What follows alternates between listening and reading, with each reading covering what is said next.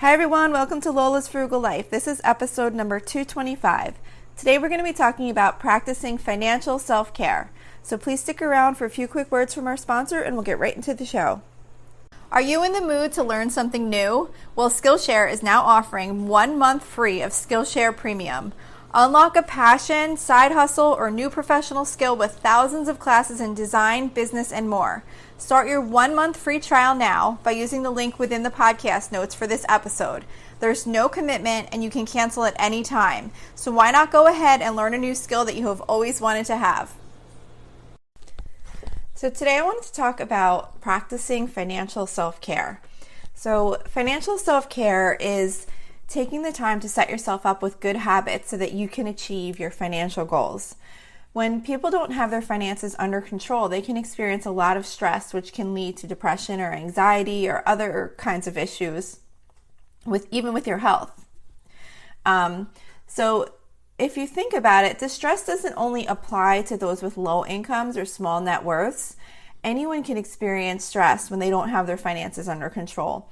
And actually, even as you grow to higher incomes and higher net worths, there can often be an equally larger amount of stress because there's a lot more to lose if you don't really know what's going on with your money.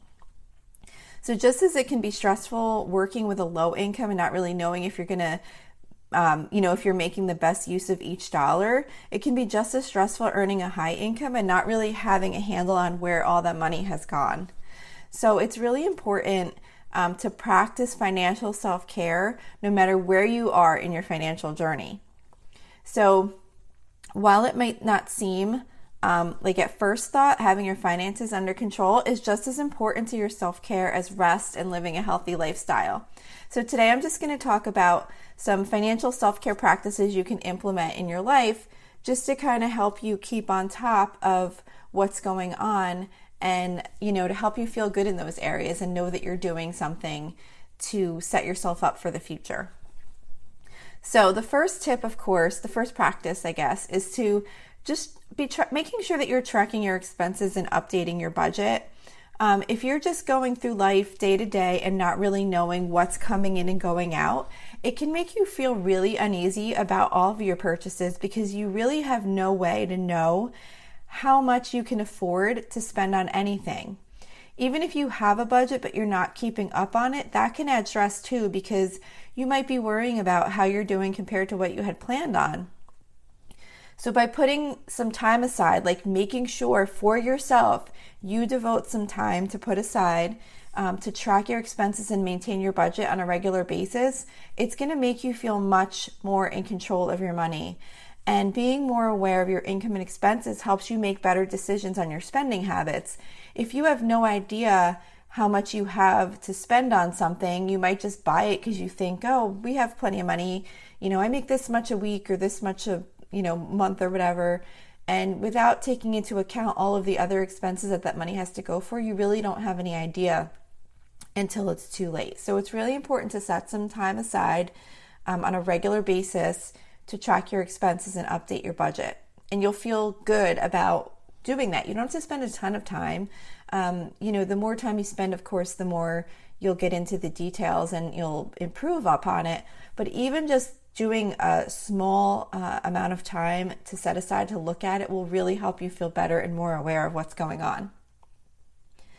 Another tip is to have a plan to pay down your debts or to stay out of debt if you're not in debt.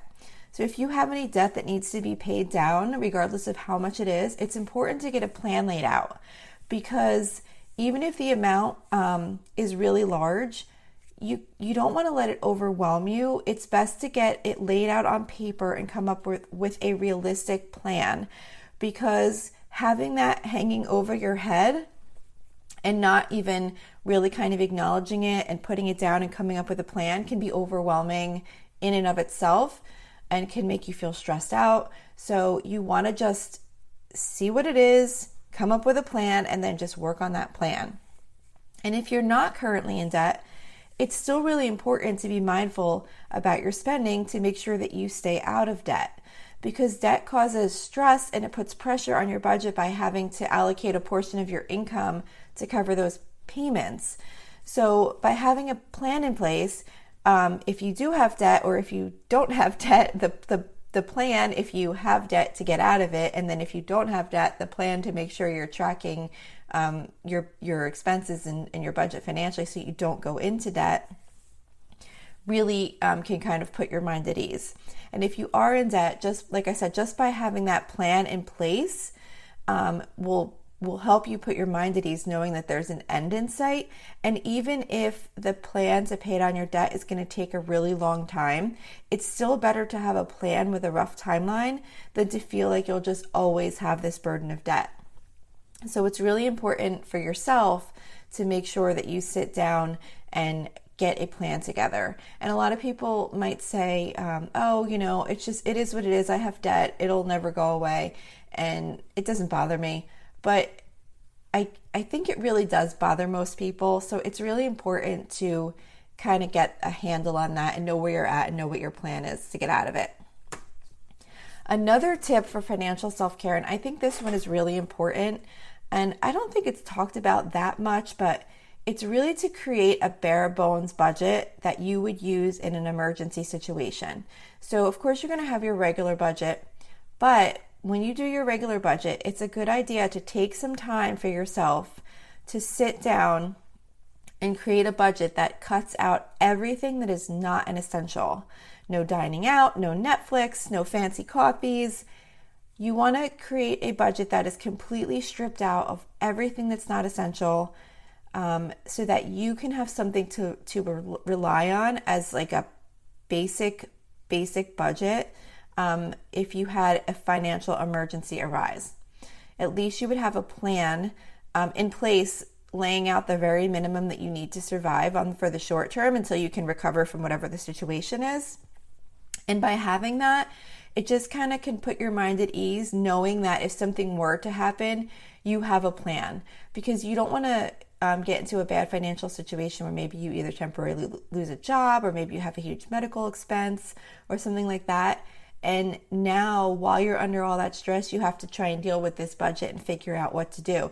If you can already have that in place, even just having it in place, if you never need to use it, it just kind of makes you feel better, because you know you have that in place and you don't have to worry. If something bad were to happen, you already have a plan and you know how you'll deal with it and what will get cut immediately. So I think having a bare bones budget, kind of prepared on the side to be used in an emergency is a really good idea. And you don't have to do that often. I mean, that's something you could update maybe, once a year, like as things change. Your budget doesn't really change that much as far as like on a high level, like what your general income and expenses are that are your basics. So that's something you could really just take some time to set aside maybe once a year and just kind of update that, so that in the back of your mind you have that plan, and if something were to happen, you could go to that and see like exactly what needs to get cut out. And you probably want to list out what is getting cut out, not just show what is left, because if you're only showing what is left and you didn't show what you cut, it might be hard to remember what you cut, and then you'd have to go back comparing your regular budget to that. So it might be best to kind of just have notes on there that these are all like the non-essential items that were cut from this budget. Okay, so then another financial self-care practice you really want to sit down and look at occasionally is making sure that you have a plan for your retirement.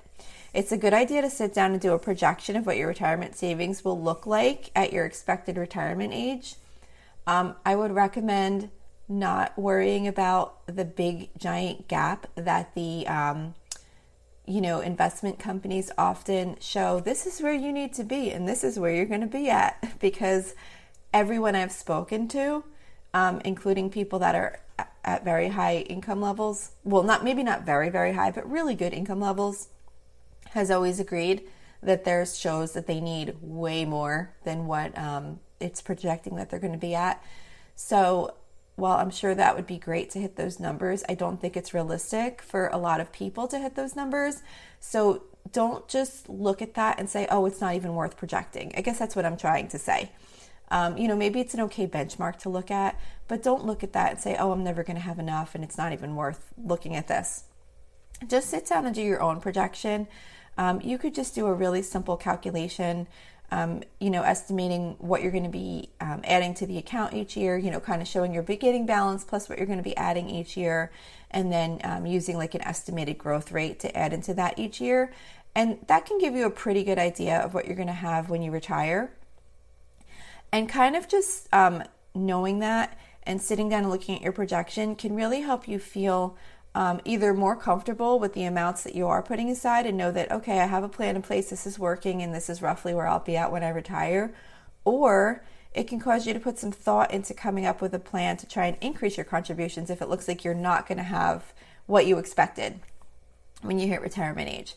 So it's really important to kind of have that high level projection in your mind so that you know roughly what you're going to have or if you need to be doing more for when you retire. So most importantly, regarding financial self-care is to really just make sure that you're paying attention. Your financial situation and plans are going to continue to develop and change over time, but the more you track your expenses, the more you track your expenses, the better you will be at budgeting. Over time, your budget's going to get more refined, more detailed. You're going to catch things that you missed in previous versions.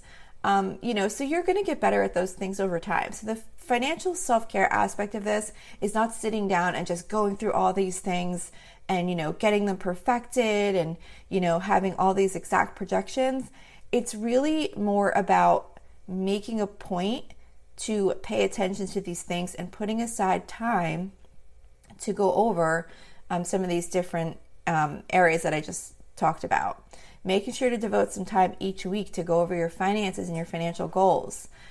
Because, by devoting time to financial self-care, you're going to have a much better understanding of where you're at and where you are going financially. And you know what? I'm sorry. There was one other tip that I almost just forgot.